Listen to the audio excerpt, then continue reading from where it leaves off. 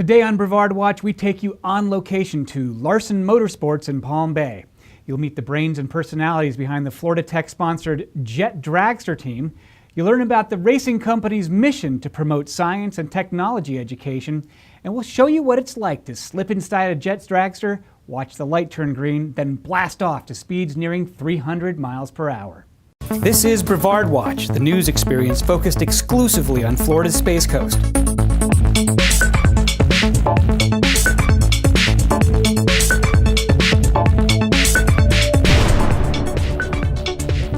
So Kat, tell me, how does a student at Florida Tech wind up being a Jet Dragster driver? How did you get into this? So about 2.5 years ago, I met this lady named Larson, and I thought her job was really cool. She was at a We Venture seminar, a speaking engagement, and I saw her there, and I got her business card and came into the shop. And then I actually started here at Larson Motorsports first, and then I eventually transferred to Florida Tech studying multi-platform journalism.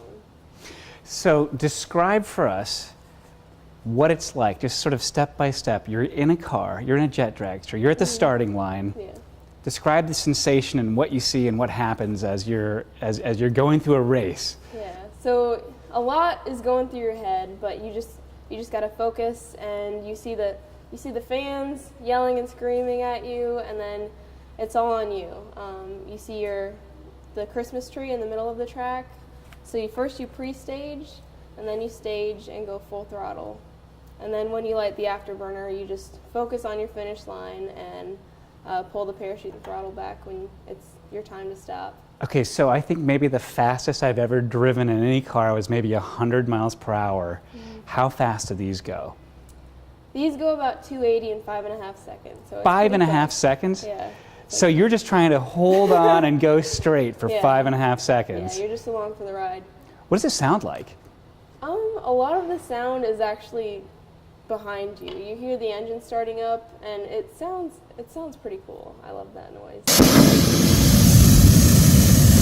You're trying to basically ride one of the engines on a Southwest jet or something, bit, you know, as you're wham, you're just taking off. So tell me about your most exciting or biggest race so far. My first race was in Memphis, Tennessee, about 3 weeks ago now, and it was super cold. It was snowing outside, and the last time I actually had my best reaction time of .008, so I was really excited, and I actually won the race. So that was my very first win. It was a lot of fun, and I'm so excited to do it again. Does the fear of crashing ever cross your mind? I know it would me, just watching this go. I mean, I think, Yeah, so it does cross my mind. I mean, I get to come into the shop every day and see the car on the wall that's crashed, and then it's just, you have to just continue to stay focused and not let that get to you. You play kind of another role with Larson Motorsports, kind of an ambassador on an education mission. Describe that a little bit. So at Larson Motorsports, I do a lot of the marketing and social media, but I also do a lot of the STEAM coordinating, so science, technology, engineering, arts, and mathematics.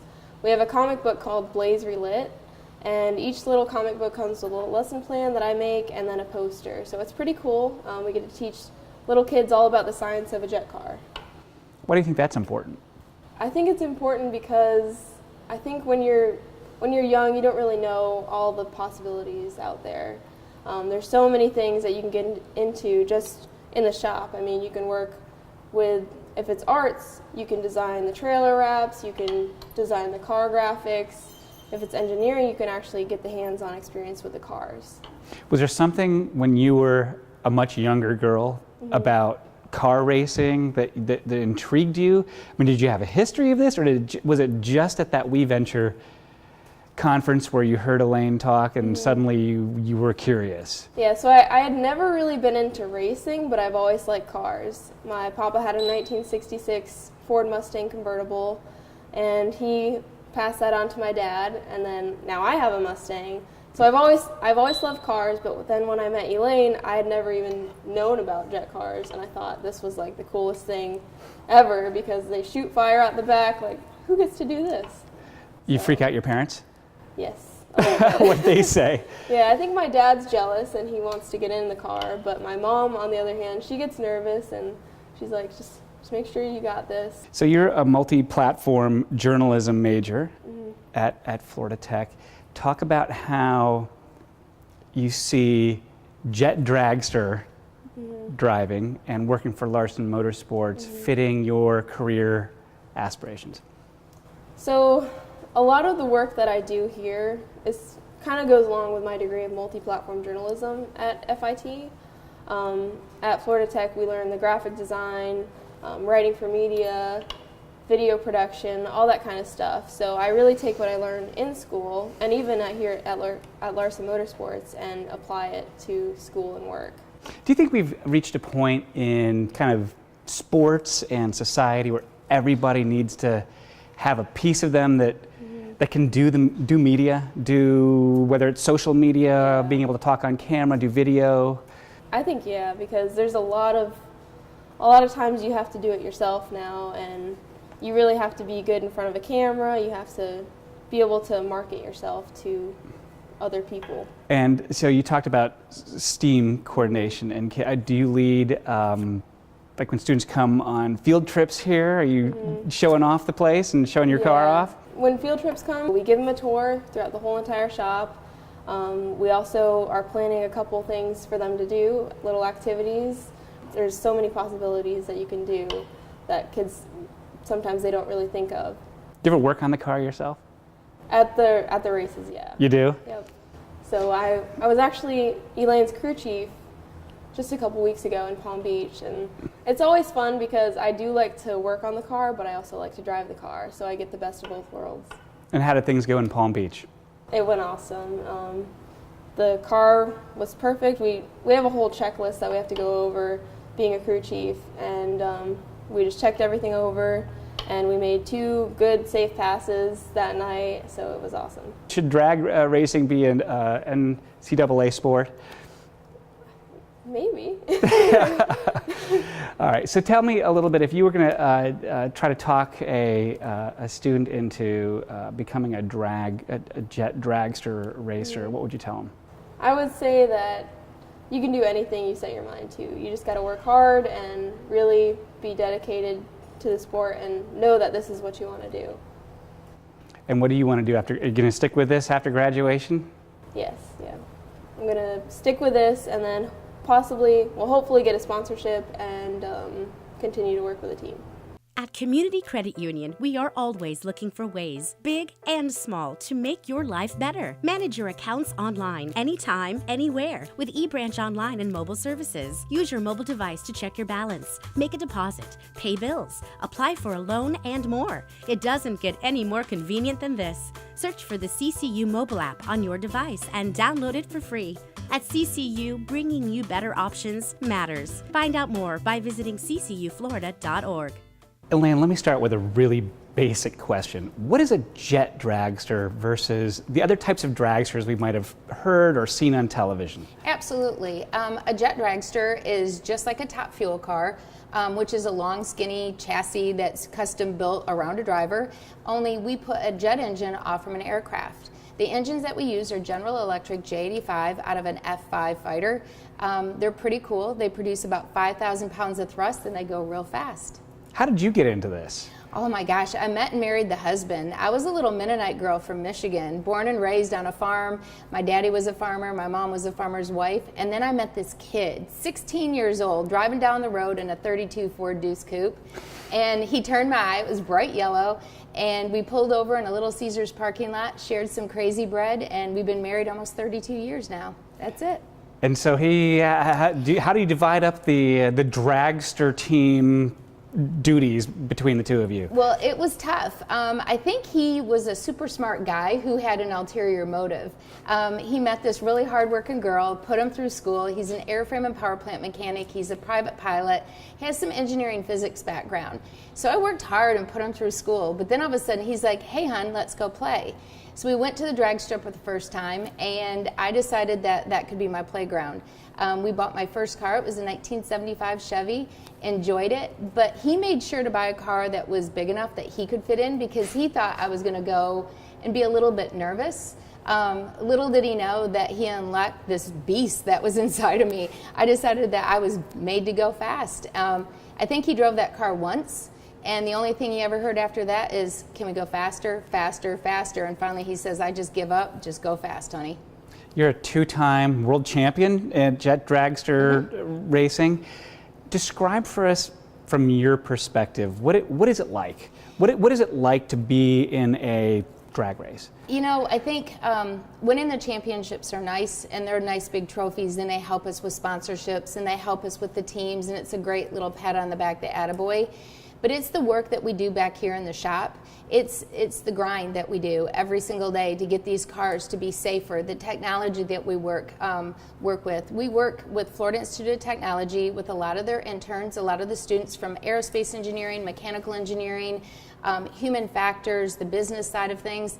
It's about giving them a shot and to be able to bring them up on the podium with me when we win. 2015, I got to have the first ever all-female jet racing team to win a world championship with Paige Sanchez, and that was really exciting. She's a Florida Tech student. Let's talk about that relationship with Florida Tech for a moment. You're in the Florida Tech manufacturing and design facility in Palm Bay, right across the street from Harris Corporation's big design center. We've got wonderful Florida Tech jet dragster behind us, and you've got the Florida Tech gear on. How did that come about? Well, Larson Motorsports was looking for a home, and Florida Tech was looking for some hands-on. You know, they really wanted to provide opportunities for their students. That's what's so great about it. And when we kind of came together and had a meeting of the minds, we just fit. I mean, I know that sounds cliche, but we really did. They had this open mind, and they knew that they wanted some place for the kids to come in here and work on real-life technology items, and what better than a 280-mile-an-hour jet dragster to be able to, you know, build these cars, take them from concept design to full-on fabrication, and then have the students come with us to the racetrack and maintain these cars is the full circle. You mentioned Paige Sanchez. I noticed on your website that she's a mechanical engineering graduate student at Florida Tech. Talk a little bit about what somebody who is specializing in that field can do here that has to do with innovation and working on engineering. Absolutely. I think for each student, it's different. You know, they find where they fit with the car. And for some reason, you know, Paige really loved me, and she kind of went on the safety side of things. She went for the crash worthiness. She had seen the car that I had wrecked about 7 years ago, and she said, I want to make a car safer for you, Elaine. I want to make sure that if anybody else crashes, that they don't have to go through the injuries that you did. So she really focused in on the driver's compartment, the foam innovation. She did research on the crash worthiness of a jet car, and so that's where she fit in that, and the jet racing. But you know, some of the other kids, they work on the aerodynamics, they work on the fuel, biofuels. You know, I think it's just, there's so many different areas that they can find a place for. So there's a little bit of research and development with each race as these students Absolutely. work on different innovations. So the engines have changed over time since you really started getting into this, and, You know, and the cars? The engines have pretty much stayed the same, but how we run the engines are different. Okay. You know, we take every engine off the airplane, we all get the same equipment, and that's perfect. But it's what you do with them, how you choose to bring them up to speed. You know, there's water injection, there's so many different research projects, there's ceramic coatings that we can put on the blades to keep them to where they won't get too hot and start cracking. There's a lot of different research that we can do with the students and with Florida Tech. What happened with the crash? I noticed there's, here in your facility, there's actually a little corner that commemorates that, or at least shows that. Why do you think that, what happened? You know, it's about keeping focus, and you know, I try to tell all the kids, whether you're in the car or outside the car, every single person is just as important to the safety of the driver and of the team and of the other spectators. And for some reason that day, I feel like I just lost focus for a second. I didn't have situational awareness. There was a little bit of a crosswind, and when I was going down the track, the front end picked up, and I just lost control. You know, it started just buffering. The engines are set 1 degree down, and that's what keeps us on the ground. But it was like the perfect storm. There was a little bit of a bump in the track. There was enough of a crosswind that just got air under the car. I hit the wall at 280, and things started moving real slow. You know, if we're going really fast, all of a sudden everything just put the brakes on. I remember flipping the car. I remember seeing bits of the car rolling over top of me.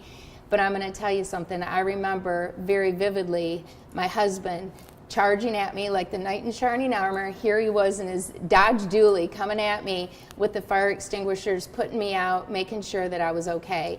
And that's what he was trained to do. He was trained to take emotion out of it, not care that it was his wife in the car, get the situation under control, and make sure that everyone was safe and sound. When we rolled the car back over, got me out, and assessed my physical injuries. How did that affect your outlook? I realized that everything that we said was going to happen in a crash actually really did. The car held up really well. You know, I mean, hitting a wall at 280 and I'm walking away, I'm talking, I'm here, that's just unheard of. I mean, you know, if you're in a fender bender in a regular car, sometimes you get whiplash or you get hurt. 280. I mean, yes, I had a few bumps and bruises. Yes, I was hurt, but I'm alive. And so that showed me that through research and technology, we can make these cars faster, better, and safer, and that's what brought us full in. Larson Motorsports seems to have a pretty good relationship with Brevard Public Schools and obviously Florida Tech. Talk about your educational mission and why you do that.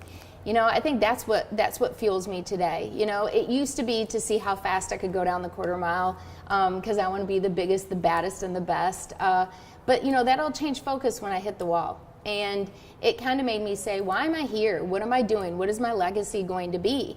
And these kids that watch me get out of the car, watch me walk out in my fire suit and just kind of be like that superhero. And I look at them and I say, okay, come on, let's channel your inner superhero. What can you do today? I always tell these kids, you know, they'll come through here. I say, we all have 24 hours in the day. What are you going to do with yours? I'm going to do something incredible. Come on, let's take the ride together. So you do field trips for students here at Larson Motorsports. What are some of your favorite things to show off and have them do? I just love showing them that there's more than just the driver in a race car, you know, because some people might not have the courage to hop in a race car. They might have the courage to design the race car. They might have the courage to work on the engine or the biofuels. They might have the courage to do something else or to innovate the new greatest jet car that we've ever seen. I like to show them that there's so many opportunities here for high performance vehicles. On Florida Space Coast, man, it's limitless. You mentioned that you at one point won a national championship with an all-women team. And I noticed that you've got now 5 teams, 3 women leading those teams as drivers. You've got a female crew chief or 2 or more. What is it about having women as part of this team that's so important? I look for the best person for the job. I don't care if it's a boy or girl, man or woman.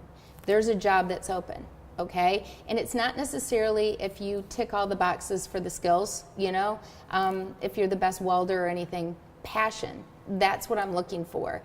And, you know, I love to be able to give these ladies an opportunity to be able to take them serious when they walk through the door and say, I want to be a crew chief. I want to work on the crew. And I go, okay, if you want to do that, what are you going to do to get there?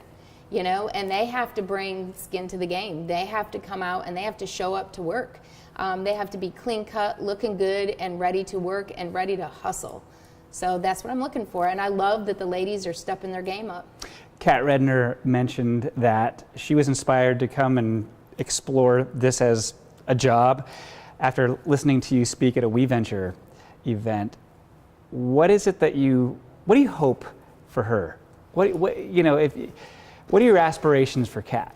A lot, man. This girl's got some big shoes to fill. I have put my hopes and dreams in these girls, you know, every single one of them. But specifically for Kat, I see something special in her. I really do.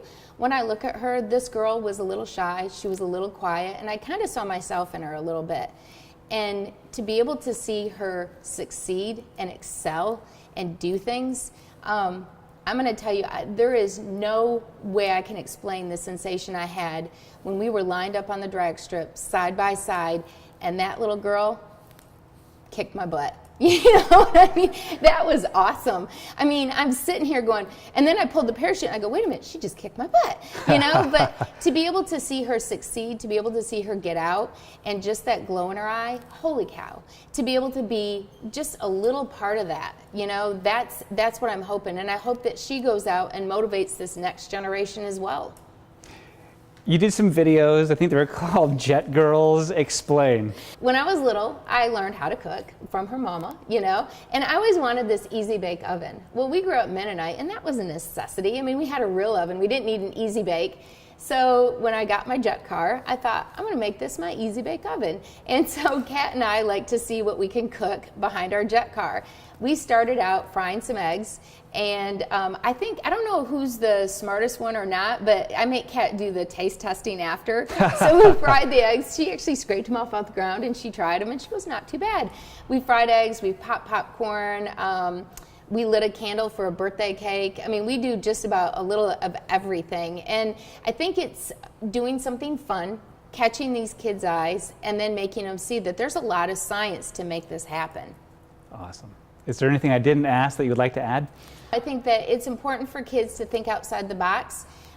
This next generation are going to be the ones that are going to colonize Mars. These kids are going to be able to have to do something that we haven't even thought of before. These job opportunities are vast, and be able to have them come here and work on jet dragsters, I think is just the start of a spark. At Community Credit Union, we are always looking for ways, big and small, to make your life better. Manage your accounts online, anytime, anywhere, with eBranch Online and mobile services. Use your mobile device to check your balance, make a deposit, pay bills, apply for a loan, and more. It doesn't get any more convenient than this. Search for the CCU mobile app on your device and download it for free. At CCU, bringing you better options matters. Find out more by visiting ccuflorida.org. So this is your car. Yep, this is a car I won 2 back-to-back world championships in. It's probably one of my more favorite cars. She's a lot of fun to drive. Why is it one of your favorites? I think that it was the keynote that took me from being just a sportsman racer into a professional category. It was one of the first sponsors that took a chance on me and gave me the money that I needed to go pro. Can we get in the car? Yeah, absolutely. You ready? Okay, so hop on in. So first leg up there high, right? Yep. Okay. Put it high and step it right in the seat. There you go. You right got on it. the seat. Okay. Yep. And then the next one goes down. Yep, and you can step right on the floor. Right on the floor. All right. Then. Tuck in nice and tight. Oh my goodness. You got this. Oh my God, it's tight. And then we'll give you a steering wheel. There you go. Okay, now you're ready to roll. I'm trying to imagine the sensation of this incredible engine back here, Yep. blasting off. You're in here for 8 seconds. But so what's important is the human factors. That's what I'm going to talk about right now, is what a driver can process in that short amount of time. Okay. What we have in here is we have a tachometer, an EGT gauge, which is an exhaust gas temperature, and an oil light, okay? Pretty much a driver can only focus on those things, okay? The next thing we have is the master on, the LED lights, the bleed door activators, and a safety system. Okay. Okay? There's all a system and procedure. So what I'm going to do is I'm going to take you through a run-up. Okay. First thing I'm going to do is I'm going to have you take this hand and put it on the throttle. You have a throttle, a primary parachute, and a reserve parachute. So we're going to start the car, and as the car is starting up, you're going to move the throttle forward just a little bit, okay? Now you're going to notice this hand always stays over here, and this hand always stays on the steering wheel. Okay. Okay? Even when you're driving down the track, we run 280 miles an hour with one hand on the steering wheel. Yeah. Yeah. Is that hard to hold it straight? Okay. Because this car is thrust driven, it's not like it has tire shake or anything like that. What it does is it just kind of guides down the racetrack. You pretty much just have to keep her pointed straight in case of wind or any bumps or anything like that. Okay. So now you're started. The tachometer is going to read about 40% and the EGT is going to read about 600, okay? That tells me we have a perfect start and we're ready to go. So first thing I'm going to have you do is I'm going to have you make a little bit of smoke because people like that. So what you're going to do is you're going to push this button down, okay, and that's going to flow fuel back to the afterburner. And okay, it's just going to be big old beautiful white smoke. But now we want to catch that smoke on fire. So I'm going to have you take this thumb and swipe this one, and that's going to light it, okay? So that's the afterburning ignition system, okay? So you lead in with fuel, and then you lighter, and that makes a big ball of fire, about 30 feet of fire, pretty big, pretty intense, and super hot. We could cook some things with that. Absolutely. So now we're thinking, okay, smoke and fire were fun, but now I want to get loud. So what you do is you RPM the engine, you pull it forward, and now you're going to do these sonic booms on the ground. It just goes boom. And how we do that is spinning the engine faster, lighting fuel, leading with fuel, and lighting it and letting up. Just go boom, boom. And you can do that, hit both of them. Boom, boom. And that's what we do. And that's what helps us inch up to the starting line, okay? There is no transmission. Well, we're not even at the starting line? Yeah, we're still having fun back by the water box. So then it's time to get serious. It's time to rock and roll, and we got to go race, okay? As much fun as that was, we got to make our money. So what I need you to do is put your hands straight. I need you to palm this all the way forward. Schedule fuel. As soon as you're looking at your Christmas tree and you see the first flash of yellow, you light the afterburner, okay? And let go. Now you're driving down the track. This has to be held as firm as you can because you're going to pull about 5 G's when you're going down the track. So it's going to do all it can to try to make you pull your arm back, okay? Wow. As you drive down the track, drive down the track, you're ready. And as soon as you see that finish line, pull them both back. Car shut off, parachute deployed. Get ready for your reserve chute just in case. You reach up and you grab that just like this, and you pull that if you need to. Okay, now you're on your own. Can you do that yourself? Okay, I think I can do that. Is there Bluetooth in here? Do I need to get my iPod going? There is no cup holder, and there is no air conditioning besides the open cockpit. That's about it. It does feel, it is tight in here. It is tight. We're actually restrained by 12 points of restraint. We have our arm restraints. We have a helmet restraint. We have a head and neck device called the Hans. We have arm shoulder restraints, waist, and then we come up through the center area to where we do under the legs. We're in here pretty tight. This is cool. I can see how this could get addictive without even doing it yet. Absolutely. And you forget what's behind you. What's behind you doesn't matter. You need to always focus on the finish line. Wow. When you pull the parachute, you're going to do a 12G transition to 7 negative Gs when you pull that parachute. So you go eyeballs in, eyeballs out. Yeah. Wow. Probably some of the best feelings in the world is when you feel those eyeballs come out, because I've had parachute failures before, and you have less than a couple thousandths of a second to decide that and be ready for the reserve. Otherwise, you're going off the end of the track. It's got to feel like if you do a long, I've never skydived, but you do a long skydive and then you pull the ripcord and suddenly it caught. Good. And that's that feeling.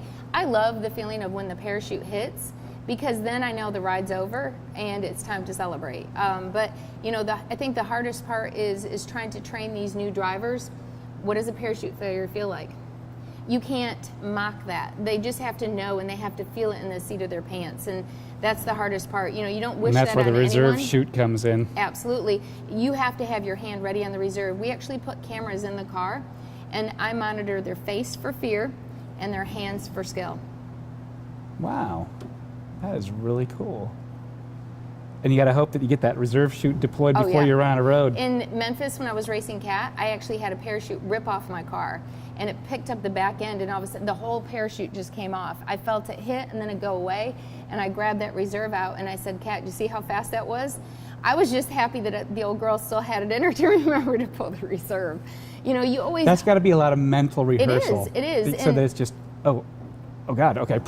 But the minute you get in this car, it gets real. Yeah. Okay. And so you'll watch our team. We're out having fun in the pits. We're engaging the fans. But the minute I get in this car, that's when lives are on the line. And so we get real serious, and my focus turns to just driving the car. And these brakes down here, the foot brakes don't do a thing for you at that speed. Only not at that speed. Or if they do, you might actually screw yourself up and tumble. I would mess up, yeah. And that's what happens to a lot of race car drivers. If they panic and touch the brakes and don't let the parachute stop you, this car is so back half heavy that if you hit the brakes, she's going to spin around on you. Well, let's go take a look at a couple more things. Okay. Does this just pull right off, or? No, it's a quick release steering wheel. Okay. So it pulls off, and you set this on the ground. I'm going to pull this forward because it'll be easier. And remember, use your arms to get yourself up and kind of tuck your feet up. All right. You got it. Do I? Nope, you're good. Just you can pull on the car like that. You're doing perfect. I try to help people, but it's usually you just got to wedge your butt out. But you did really good. You did, and I'm not just saying that. You did really good. Yeah. A lot of people are like nervous getting in and out of the car. And they're just like, I've had them turn around and you know. Don't try this, Mike. This is. I think I might be the. That was really cool. But it looks little, but then when you get in there, it feels even littler. You're right. It's roomy though, and I like how laid back it is. Yeah, yeah. Wow, interesting. Florida Tech students built this from the engineering, the beginning to the middle to the end, and this is pretty cool. And this was just built from recycled parts that we found around. First, it was a 50-year-old engine that we had. We built our own custom afterburner. They built the trailer. They came up with the engineering schematics and how it would hold. But we're going to put one of our engines in here. We're going to chain the trailer down, and the students are going to be able to run the engine up to full power. Now we're going to be able to get the highest performance out of the engine, and that's great. But the kids came up with a better idea. They said, you know, can we start working with some biofuel? And so that's why we have these 2 large tanks. We're going to start seeing if we can make some biofuel out of peanut oil, out of algae, out of different sources, and see how much power we can get out of each of these. Boy, if you can make fuel out of Indian River Lagoon algae. That's what we're going to try to do. I mean, be burning off really fast. Absolutely, and it'll get rid of a problem that we have, you know, and to repurpose it. And I like that these kids think in that way. You know, they think of what do we have that's wrong and how can we fix it. When my husband and I first started our business and we started working with students, you know, everyone says, how do you work with this many students? You know, how do you keep them all organized and working with your stuff? And I read this book, and it talked about investing into your people and, you know, showing them that you cared. So we shadowed this toolbox, and I said, okay, if I have to replace this socket, it's going to cost me money. If I don't have to replace this socket at the end of the year, the budget that I budgeted for replacing tools, we're going to either buy something cool for the shop, go on a trip, or do something. And you'd be surprised, since we implemented this, just making sure that they took care of their tools and were neat, we haven't lost one thing here. They keep up with everything. They're so proud of it. Never once have they just wanted to take the money and run. They've always wanted to reinvest it back into Larson Motorsports, and it's impressive. And if you know that one of these kids know how to take care of things and their attention to detail is this good, they make great employees. In here we do everything from the fuel tanks, the afterburners, the parachute cans, and we build the chassis. We talk and teach production manufacturing as well, so you're going to notice several different chassis in different stages. So where we teach the kids that it's cheaper to build more than one at a time. This is one of our funny car chassis that is a prototype that we're working on. And I think it's always innovating, always looking to the future. You know, nobody really cares what you did yesterday. It's what are you going to do tomorrow? And that's what I tell the kids. You had a great day today, but how are we going to do tomorrow? What are we going to do that's amazing? And, you know, it brings them in here with an excitement. A lot of these kids have never struck their first arc. They've never welded. They've never plasma cut. They've never assembled or fabricated real things that are going to have lives attached to it. And this is their first chance to roll their sleeves up and get them dirty. Engineers are going to engineer. Technicians are going to assemble. But to be able to have an engineer that can talk to a technician and understand that if they're going to put something somewhere, how is that person going to be able to maintain it and fix it or repair it? That's the cool part. How many FIT interns do you typically have in here? We'll work with anywhere between 15 and 20. It just depends. So it's a lot. We're a small mom and pop business. You know, don't let all this stuff fool you. You know, we've worked hard to get where we're at, but we're still small. There's only 3 full-time employees, and then we have a couple part-time like Kat, and then we have interns. So yeah, we do a lot with the little that we have. Some kids will say, you know, I know how to wire, I know how to do this, I know how to, you know, model, and then they get here, and then what we find is that they know how to do it by the books, but how are we going to do it in this? For this. Mm-hmm. Oh, okay. So it teaches them to take what they've learned in school and apply it to real life. I'm glad Florida Tech's doing this. Yep. Because there are so many engineering schools that you don't touch anything until you're a senior, or, you know, and even then, it's hard to. We have seen this pay off, and so here's at the end, what's the end game? I see these kids getting hired in their career paths and where they want to go. So when a student intern comes in first, I say, okay, what would your dream job be? What if you could do anything, what would you want to do? And then when they leave, I say, what would your dream job be? What would you want to do? And you'd be surprised how it changes, because they didn't think they were capable of doing what they really could do. And it's amazing to see them go in and work. We have kids that work at Tesla, at SpaceX, at Lockheed Martin, at Ford, at Chevy. I mean, it's so cool to see these kids realize their dreams. Brian Tachi, our director of operation, Florida Tech student, said, I grew up and always wanted to design cars. He said, little did I know I was going to design jet cars. Yeah. Well, that's our program. My thanks to the team at Larson Motorsports for showing us their newsmaking operation. Thanks also to Community Credit Union for sponsoring today's program. Our producer and photographer is Mike Francisco. I'm Matt Reed. See you Sundays on BPS TV, Spectrum Channel 496, and all the time on YouTube, #BrevardWatch.